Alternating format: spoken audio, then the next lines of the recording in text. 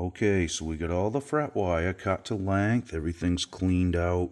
What I've been doing is this. I've been nipping the tangs off the ends of these, okay? So that way they don't poke out through the binding. We want it to just lay over, okay? Now there's a few ways you can do this. You can buy a set of tang nippers from Stu Mac. They're a little pricey. I've been doing it like this for a long time. I just buy a set of these cutters. I think I paid $7 for these at like Tractor Supply or somewhere. They're good for a few fret jobs, and I just kind of downgrade them to just cutting guitar strings, after they kind of wear out. But, for the money, it's not a big deal. Now, the tang nippers that you can buy from Stu Mac, they still leave a little bit of that tang, like this. So what you have to do is file that with a flat file. So that's what I've been doing here. I'm up to this point. I'm almost to the 12th here, so it's a little time consuming and a little tedious, but it's got to be done, because if you don't, that fret wire will not lay flat on the fretboard. And I don't care how good you are at leveling and dressing and all that, it's just not going to work out. So I'll show you my little process for filing those out. And you want to take your time, make sure they're right, make sure they're flat when you do it too, because what can happen, you could file that off at an angle, and when you put the fret wire in, one side may have a gap under it and one won't. So you really need to slow down, take your time, make sure you're just filing out the rest of the tang here. Okay, so get yourself a good file, a nice sharp file, and this is basically how I do it. I just hold it down on a piece of wood like this, kind of let it hang out over. Try to make sure it's sort of level when you do it, like I said. Now, I gotta get that little burr off the end. Sometimes that'll happen too. You'll have to kind of knock the little burr off to get started. I just drag my file backwards. Once you get that off, it doesn't take a lot to get rid of that fret tang. You can see it kind of disappear as you're doing it. And you will see a couple little ghost lines right before it's completely gone. So that's when I really try to focus on how straight it is and how flat my file is going across it. And just try to wipe the line out. Okay, so that end's all good. I'll take a peek at it, hold it up endwise, make sure it's not filed at an angle too. There's really not a lot you can do once you go past it. You really need to pay attention to what you're doing here, that's all.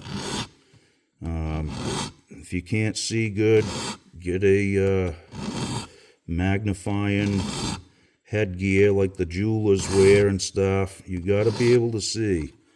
Okay, so that's what I usually do, and that takes care of the tang and cleans that right up nice and flat. So now we know that is going to sit flat on the fretboard. Okay, here's another little hack for you guys. Now, sometimes if you're doing it by hand like I'm doing, you can see that that's kind of flared up a little bit on the end, okay? Now that's all right. There's a way to fix that too. Now what I do is I just take this is a board that has been cut with a skill saw or a table saw or what have you.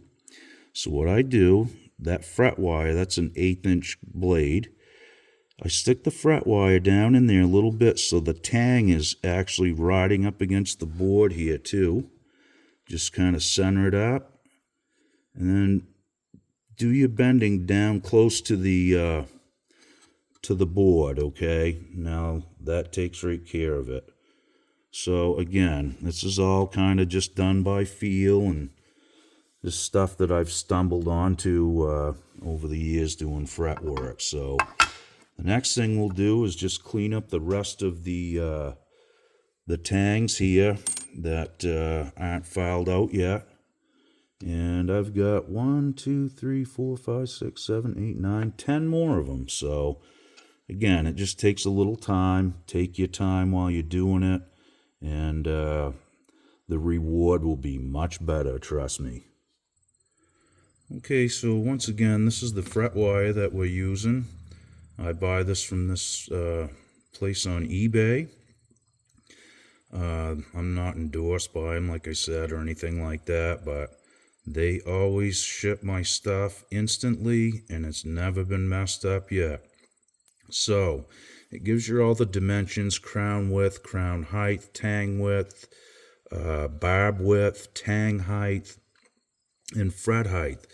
So, the best thing to do before you even order your fret wire is pull one fret out, measure the fret. If you have a set of calipers, you can buy these pretty cheap, at a auto store or like Harbor Freight, one of the tool places, right? And you can measure all these measurements on the fret that you pull out to give you some idea of what you're going to want for barb width, barb height. You'll know if you need to widen the holes or make the holes deeper, that kind of thing. So that's really a good way to go about it, especially if you're doing this the first time.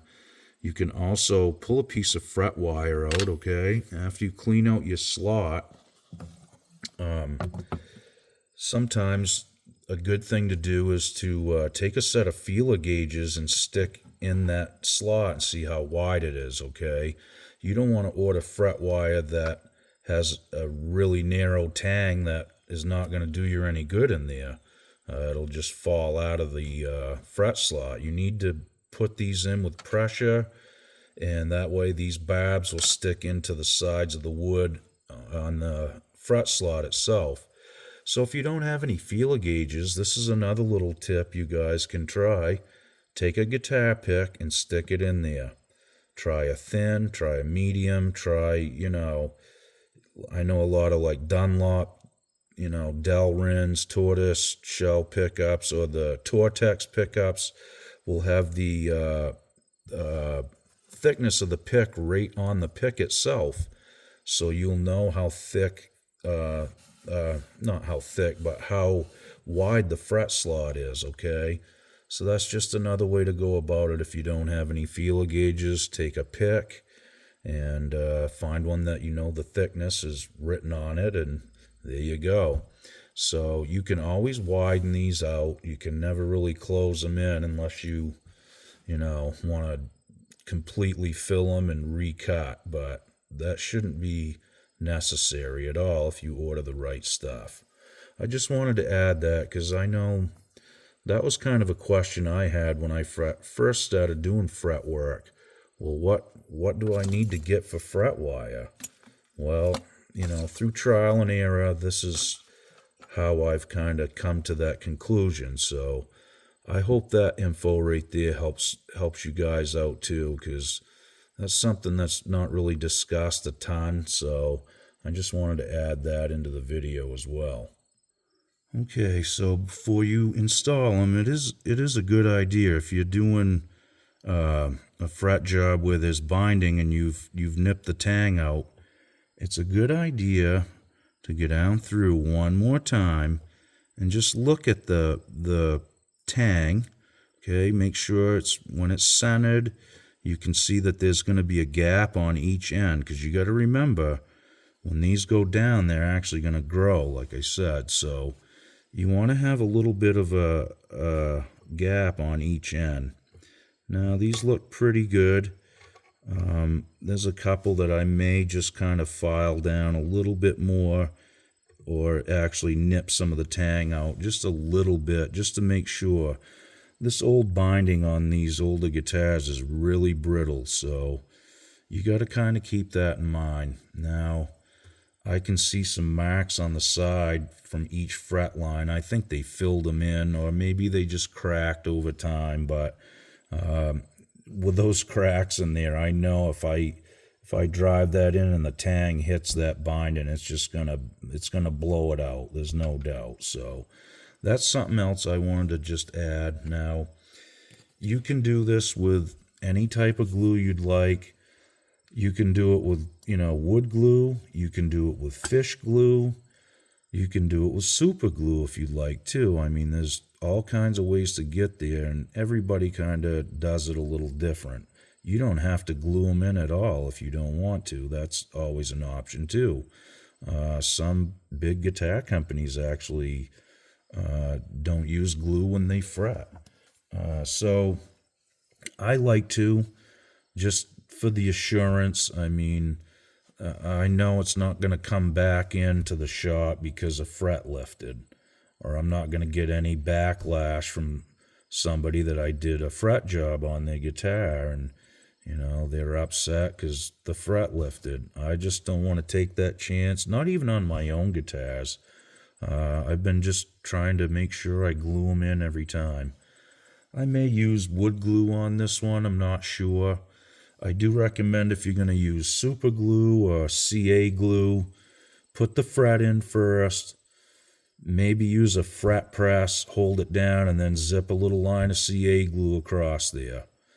But you got to remember, once that hits, you're committed. And if it's messed up, you're basically going to have to pull that fret wire out and put another one back in. So it's all about the prep work. You got to make sure the fret slots are clean. There's no bumps and glue in there or anything that's going to mess you up right, in the heat of it. You don't want to have to stop while you're pounding frets in and have to gouge out some glue and get all that stuff done 100% before you even get your fret hammer out, okay? So I guess our next move is, I got to straighten that one up. There's a tip right there that's kind of bent up that I missed. Other than that, we're pretty much ready to roll.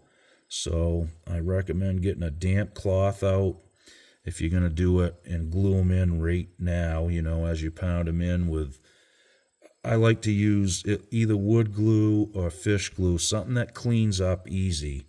I really don't want to have to mess around scraping super glue off with a razor blade in between. That's why I just choose not to use it. So that will be a good thing to have all ready to go. Get yourself a damp cloth, soak it in water, so that way once you pound the fret in, you can wipe that glue right off, and the cleanup is very minimal. Okay, let's get to it.